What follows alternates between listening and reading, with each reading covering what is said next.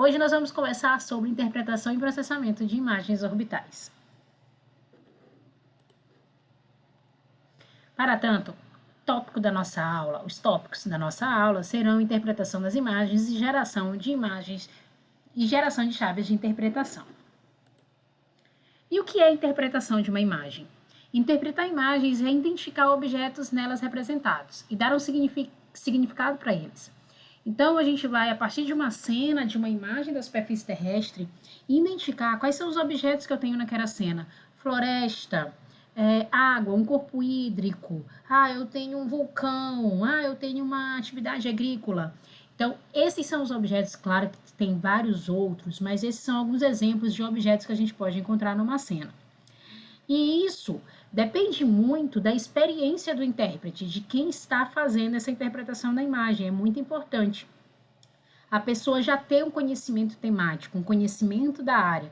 Você ter um conhecimento de sensoriamento remoto vai fazer você entender se aquela cena tem nuvem ou não tem nuvem, se é fumaça ou se é nuvem, se é, por exemplo, um corpo hídrico ou o pixel está escuro porque é uma situação de cicatriz de queimada. Então, tudo isso vai partir do analista, da pessoa que está interpretando essa imagem. Por isso, é muito importante conhecer primeiro todos os conceitos trabalhados em sensoriamento remoto, para a partir daí você partir para interpretar uma imagem de satélite.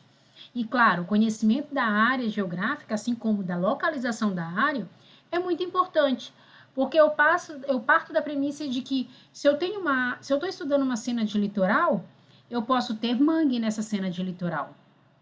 Se eu estou estudando uma área continental, eu tenho certeza que eu não vou ter mangue. Então, a localização da área e eu conhecer e entender dessa parte geográfica e localização é muito importante para eu interpretar uma imagem. E essa interpretação, ela pode ser feita a partir de imagens de diferentes resoluções. Então, lá quando a gente trabalha com resoluções do sensoriamento remoto, a gente aprendeu nas nossas apostilas que existem vários tipos de resolução: espacial, temporal, radiométrica e espectral. Aqui a gente está vendo, por exemplo, sobre diferentes resoluções espaciais, ou seja, o zoom, a qualidade da minha imagem, ela vai mudando. Isso não quer dizer que uma imagem como da superfície terrestre aqui como um todo, o globo, seja ruim. Ela é muito boa, mas ela é muito boa para trabalhar com um determinado tipo de coisa. Assim como, se eu quero trabalhar com áreas urbanas, ela já não me serve. Eu já preciso de uma imagem de alta resolução espacial. Então, nessa imagem aqui, a gente pode perceber que ela é interpretada de diferentes formas e ela vai ter focos diferentes de análise e objetivos diferentes de pesquisa. Então, quando eu olho a superfície da Terra como um todo, eu posso trabalhar, por exemplo, principalmente a parte climática desse meu globo. Entender, por exemplo, as massas de ar, entender, por exemplo, a origem, onde se formou um furacão e para onde ele está se deslocando.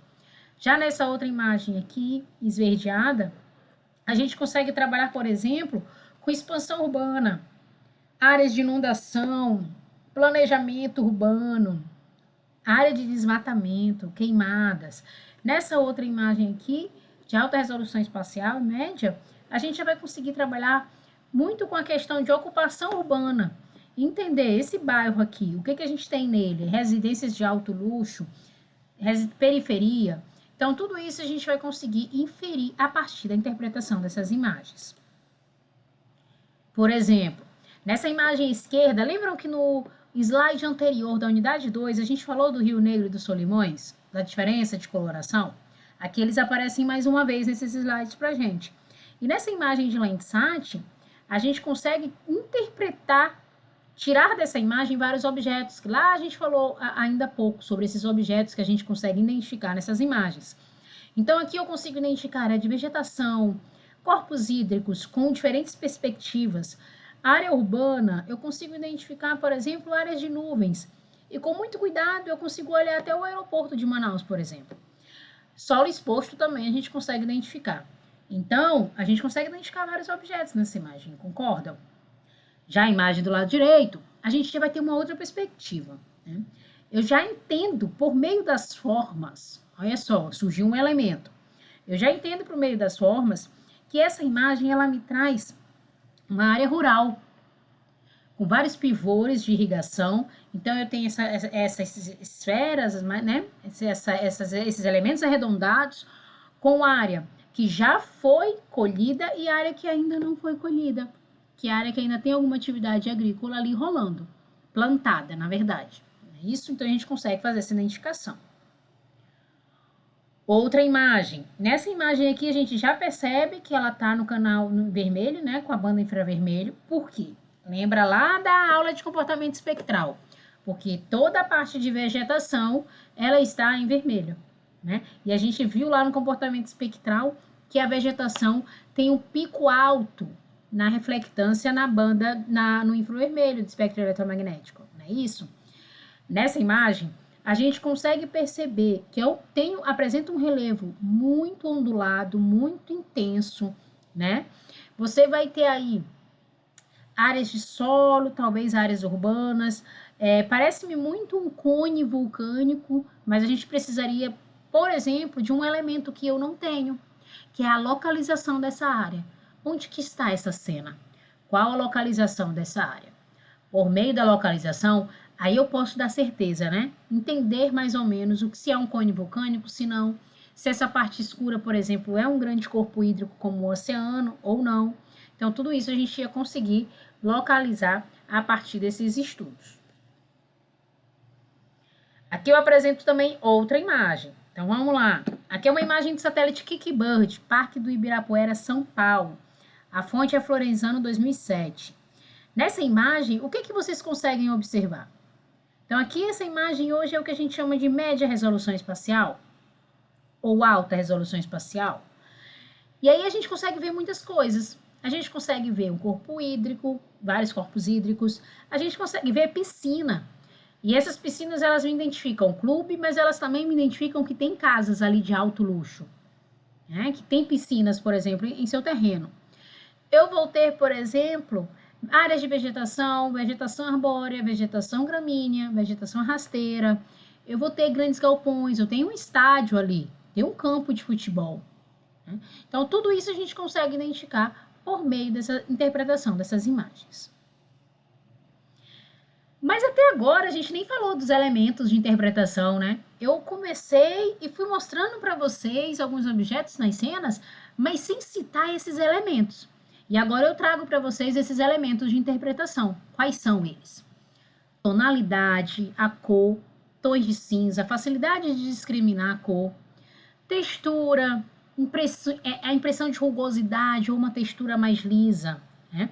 E aí a gente vai ter essa diferença bastante quando a gente trabalha com... Se eu tiver uma área com relevo muito ondulado, essa textura ela é mais rugosa. Se eu tenho uma textura mais lisa, quer dizer que meu relevo não é tão ondulado assim, certo? Forma. Essa forma, vamos lá, há 2 slides atrás eu mostrei para vocês sobre as formas dos pivôs, né, de irrigação. Então, a forma, ela é um dos elementos muito importantes para nós identificarmos esses objetos também, naturais e artificiais. Por quê?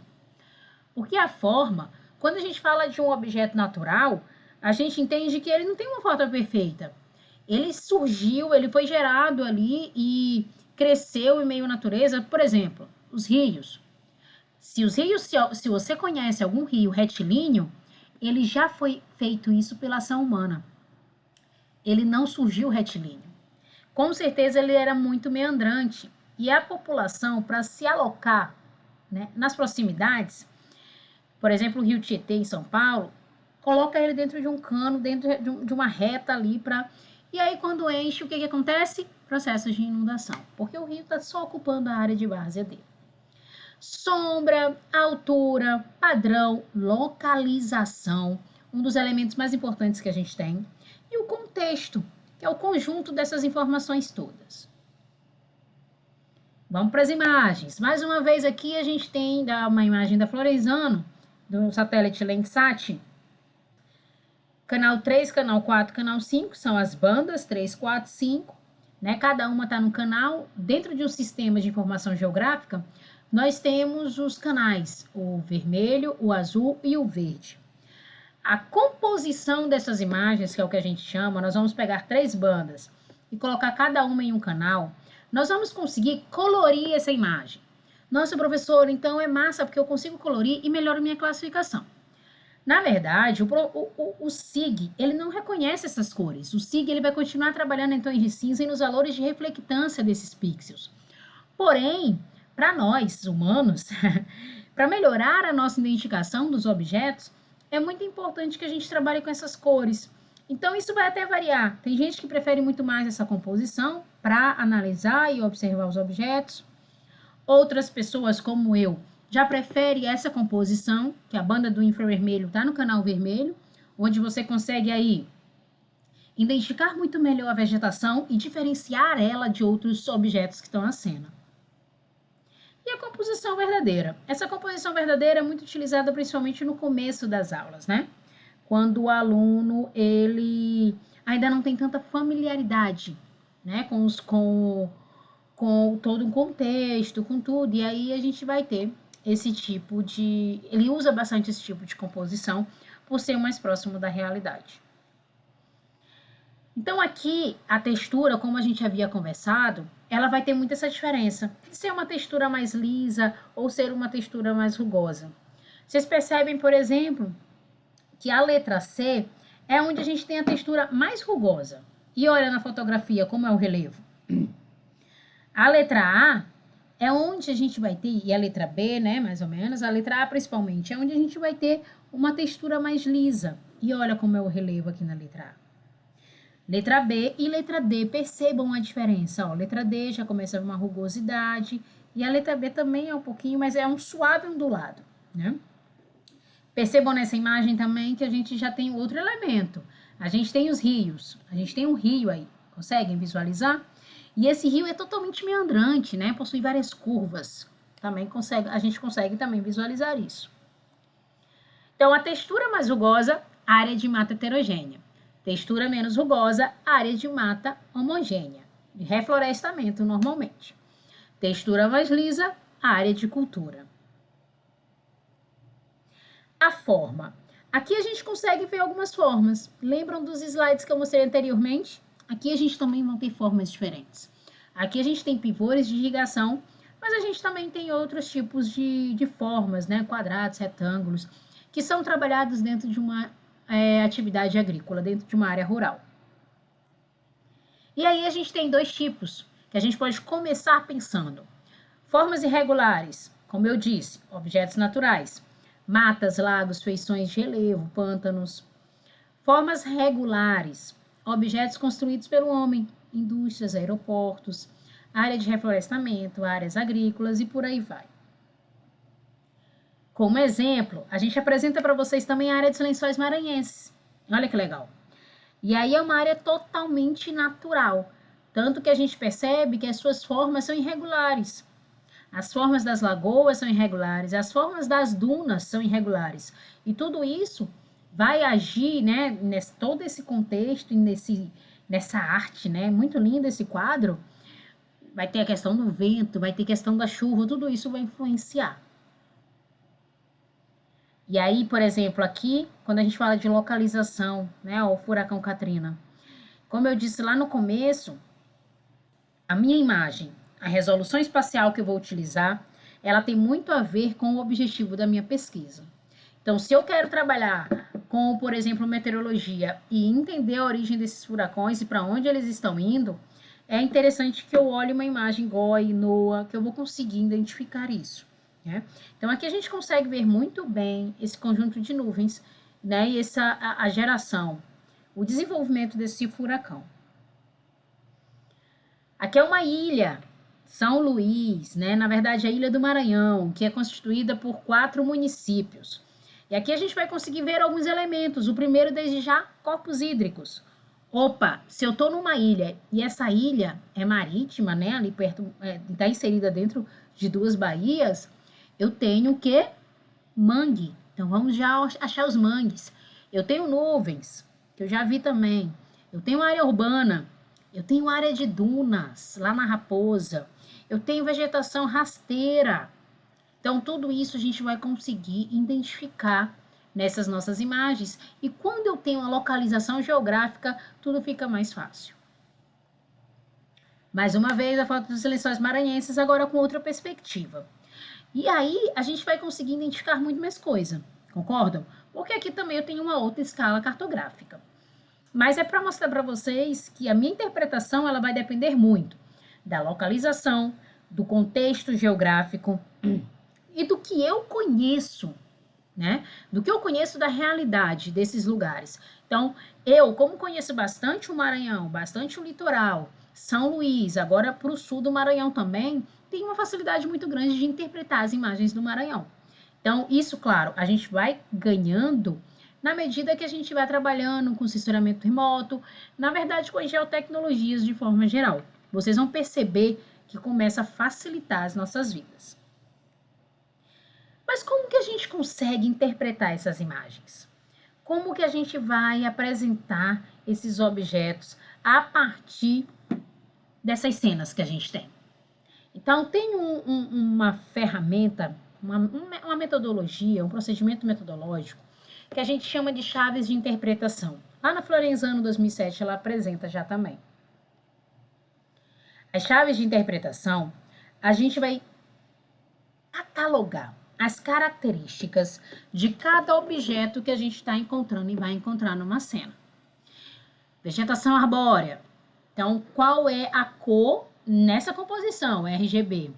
Aonde que eu tenho a localização dela dentro do contexto da cena? Forma, tamanho e textura. Vegetação de manguezais. E aí eu vou achando todas as cenas, todos os objetos que eu for achando, eu vou tirar um print dele e vou colocando as suas características. É importante a gente entender e perceber uma coisa. Vocês percebam que a vegetação arbórea naquela outra cena, no outro slide, ela tinha uma cor. Aqui ela já tem outra cor. Ela já é representada de outra forma. Por que que muda? Primeiro, nós mudamos o sensor, nós mudamos o satélite, né? A composição também é outra. Então, aqui é um outro contexto. Então, cada pessoa, cada analista que for fazer esse trabalho, vai depender do sensor que está usando, da composição que está usando para criar essas chaves. E para que essas chaves de interpretação servem? Para nos auxiliar no procedimento de imagem, digital de imagem, que a gente chama de classificação dessas imagens. Então, nós vamos pegar esses objetos, pegar amostras desses objetos nos sistemas de informação geográfica, atualmente tem o QGIS, que a gente utiliza bastante, e vamos fazer o que a gente chama de classificação. Só que a gente, enquanto analista, a gente precisa mostrar para o SIG, para o algoritmo, o que é o quê. O computador ainda não consegue fazer sozinho as coisas, né?